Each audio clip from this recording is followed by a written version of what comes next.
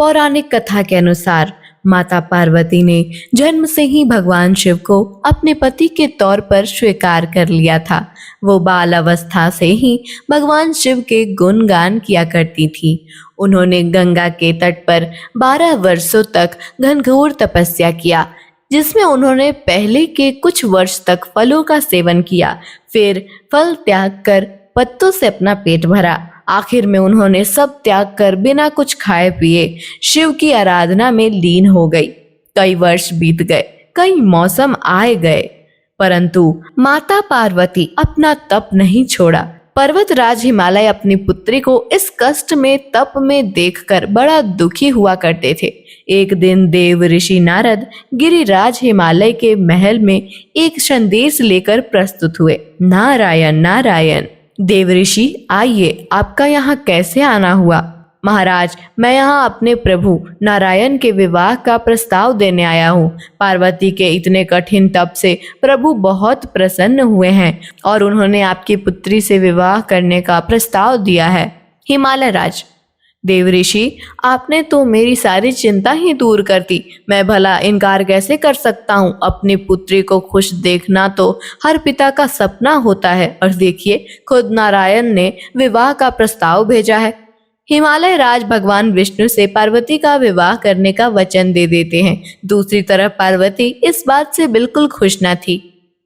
पार्वती, ऐसे उदास नहीं होते। उदास ना बैठूं तो क्या करूं? मैंने तो अपने पूरे मन से शिव को अपना पति माना है, और उनके सिवा किसी और से विवाह करने के बारे में सोचना भी 100 बार देह त्याग के बराबर है। अब अगर पिताश्री नहीं माने तो स्वयं के प्राणों को मैं त्याग दूंगी। प्राण त्याग कर सब खत्म करने से अच्छा है कि तुम सब छोड़ो, उन्हें पाने की कोशिश करो।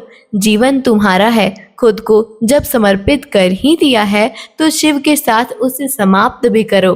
अब मेरे साथ चलो, मैं तुम्हें जंगल के बीच एक ऐसी जंगल पर ले चलूंगी जहाँ कोई तुम्हें नहीं ढूंढ पाएगा।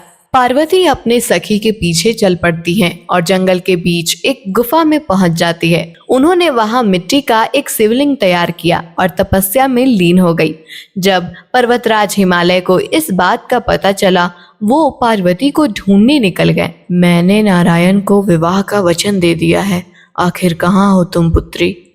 कई दिनों तक तप करने के पश्चात कैलाश में विराजमान भगवान शिव का सिंहासन डोलने लगा और पूरे कैलाश में भूकंप आ गया।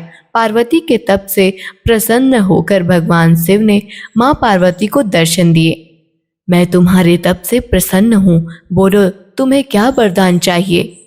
मैंने पूरा संसार आपके लिए छोड़ दिया, अपना जीवन मैंने आपके नाम कर दिया। मैंने बचपन से सिर्फ आपको ही चाहा है।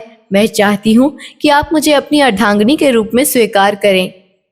मैं तो बैरागी हूँ, भस्म में नहाता हूँ, जोगी की तरह रहता हूँ। तुम खुश रह पाओगी? स्वामी, मैंने आपसे प्रेम किया है, आपके होने से ही मेरा अस्तित्व है। मैं अपना जीवन समर्पित करती हूँ। भगवान शिव माता पार्वती का उनके प्रति समर्पण देख उन्हें अपनी अर्धांगिनी के रूप में स्वीकार कर लेते हैं। तभी हिमालय राज वहां आ जाते हैं। पुत्री, तुम आखिर कहाँ चली गई थी? चलो पुत्री, घर चलो। पार्वती उन्हें सब कुछ बताती हैं और शिव से विवाह के लिए कहती हैं, परंतु तुम्हारा विवाह तो नारायण के साथ होने वाला था। उसी समय नारायण वहां आ जाते हैं और उन्हें सब बताते हैं कि किस तरह माता पार्वती भगवान शिव की ही आदि शक्ति हैं। कुछ दिनों के पश्चात पार्वती और शिव का विवाह पूरे विधि विधान से संपन्न हुआ।